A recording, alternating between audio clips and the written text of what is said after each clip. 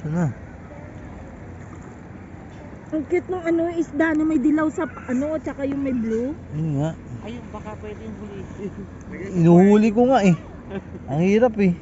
Doon sa may ano, tawag doon yung kunin mo yung timba ni. Nawala. Oo nga. Yung ano yun? Yung may ano, takip, no? Ayun o, timba. Hala, inupuan eh. Pag ginagat yung puwet na ni Mr. Crab. Ayun no, ginagawa niya. Ano ang huli? Ay, lapag mo niya sa ano te. May paan. O, tumataas na naman yung tubig. O, Taas tignan na mo, nga. oh. Tumaas na. Oh. Nasa ano ko na eh. Nasa bewang mo na. Baka sumunod yung bata pa. May mo? Ika. Imo? Ha? Imo? Ano yung Ayan na siya, ayan na siya.